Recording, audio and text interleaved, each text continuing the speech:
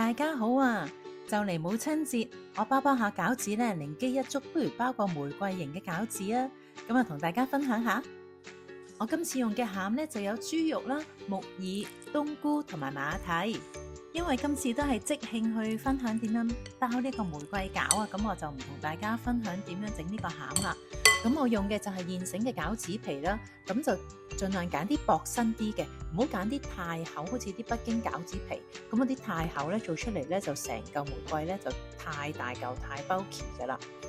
咁我哋開始包啦。咁一隻玫瑰餃咧就需要用3塊嘅餃子皮。咁通常買翻嚟嘅餃子皮咧都未必係咁圓形嘅。咁你見到有少少嘅長方形，咁我哋咧就放嘅位置咧就將佢打戙。咁由左邊排起3張，咁啊第一張排落去之後咧，喺佢嘅右邊呢度搽少少水，重疊佢1/3嘅位置，咁就排晒3張。跟住咧，我哋就喺上邊放餡啦，咁就留翻左邊同埋右邊嘅空間，唔好包得咁邊，咁就喺中間一條橫線鋪少少咁就夠噶啦，唔好太厚太多，如果唔係咧隻餃咧就出嚟嘅形狀就唔靚噶啦。放好咗啲餡一條少少嘅直線之後咧，我哋就攞啲水去收口啦。因為呢啲唔係新鮮做嘅皮咧，咁都需要用啲水去幫助收口嘅。塗一邊就夠噶啦。然後就由左下角最底嗰張開始咧反起，咁你就可以沿住右邊嗰2張咧都一齊捲起噶啦。咁跟住咧就再喺右邊嗰邊咧就開始收口啦，對接佢。咁對接咗半圓形之後咧，我哋就由右邊開始咧就開始捲起啦。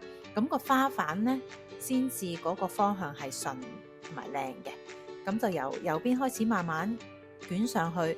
咁啊留意每塊皮之間嗰個收口位都輕輕磅一磅去撳一撳去，等佢冇咁容易爆開啦。咁捲埋咧就係一個好靚嘅玫瑰花形啦。最後咧我就包剩咗2張喎，咁就唔好嘥啦，包埋佢啦。咁其實咧2張都可以做一個玫瑰花，只不過咧就變咗一朵比較細啲嘅玫瑰。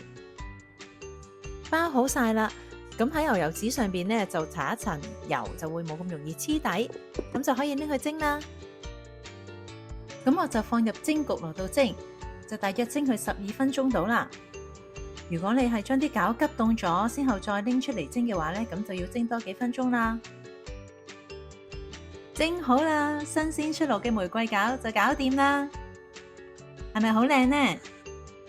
如果中意我嘅分享，記得 subscribe 個 channel， 同埋撳埋個鐘仔，咁我下次有新片就可以通知到大家。